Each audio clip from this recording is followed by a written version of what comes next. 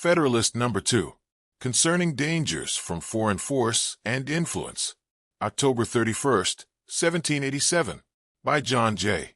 From the Federalist Papers.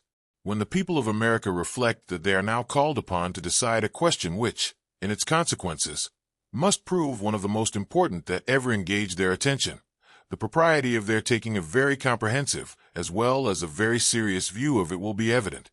Nothing is more certain than the indispensable necessity of government, and it is equally undeniable that whenever and however it is instituted, the people must cede to it some of their natural rights in order to vest it with requisite powers. It is well worthy of consideration, therefore, whether it would conduce more to the interest of the people of America that they should, to all general purposes, be one nation, under one federal government, or that they should divide themselves into separate confederacies, giving to each the head of a confederacy its own limited authority.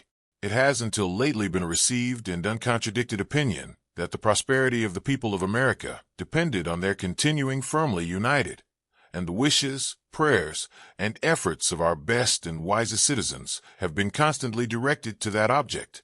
But politicians now appear who insist that this opinion is erroneous, and that instead of looking for safety and happiness in union, we ought to seek it in a division of the states into distinct confederacies.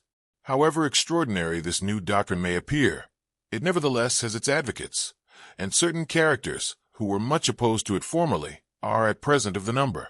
It certainly would not be wise in the people at large to adopt these new political tenets without being fully convinced that they are founded in truth and sound policy.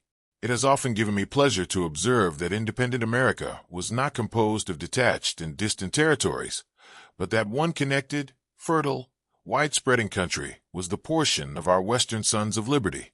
Providence has been pleased to give this one connected country to one united people, a people descended from the same ancestors, speaking the same language, professing the same religion, attached to the same principles of government, very similar in their manners and customs.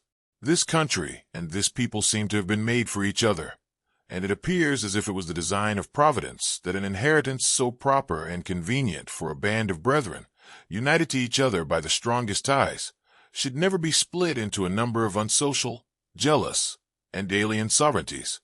Similar sentiments have hitherto prevailed among all orders and denominations of men among us.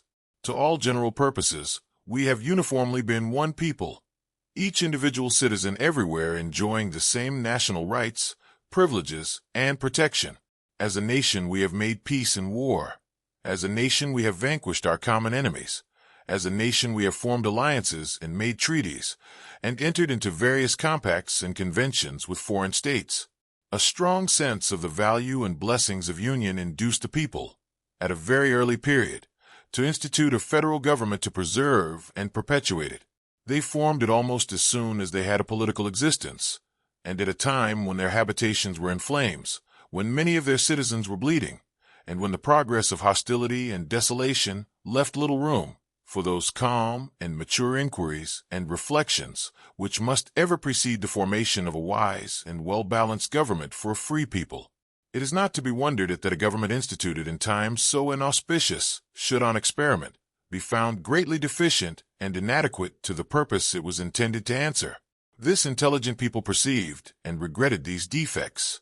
Still continuing no less attached to union than enamored of liberty, they observed the danger which immediately threatened the former and more remotely the latter, and being persuaded that ample security for both could only be found in a national government more wisely framed, they convened the late convention at Philadelphia to take that important subject under consideration. This convention, composed of men who possessed the confidence of the people and many of whom had become highly distinguished by their patriotism, virtue, and wisdom in times which tried the minds and hearts of men, undertook the arduous task. In the mild season of peace, with minds unoccupied by other subjects, they passed many months in cool, uninterrupted, and daily consultations, and finally, without having been awed by power or influenced by any passions except love for their country, they presented and recommended to the people the plan produced by their joint and very unanimous councils. Admit, for so is the fact, that this plan is only recommended, not imposed. Yet let it be remembered that it is neither recommended to blind approbation nor to blind reprobation, but to that sedate and candid consideration which the magnitude and importance of the subject demand. It is worthy of remark that not only the first, but every succeeding Congress, as well as the late Convention, have invariably joined with the people in thinking that the prosperity of America depended on its union. To preserve and perpetuate it was the great object of the people in forming that convention, and it is also the great object of the plan which the convention has advised them to adopt. With what propriety, therefore, or for what good purposes are attempts at this particular period made by some men to depreciate the importance of the Union? Why is it suggested that 3 or 4 confederacies would be better than one? I am persuaded in my own mind that the people have always thought right on this subject, and that their universal and uniform attachment to the cause of the Union rests on great and weighty reasons. They who promote the idea of substituting a number of distinct confederacies in the room of the plan of the convention seem clearly to foresee that the rejection of it would put the continuance of the Union in the utmost jeopardy. That certainly would be the case, and I sincerely wish that it may be as clearly foreseen by every good citizen that whenever the dissolution of the Union arrives, America will have reason to exclaim in the words of the poet, "Farewell, a long farewell to all my greatness. Publius,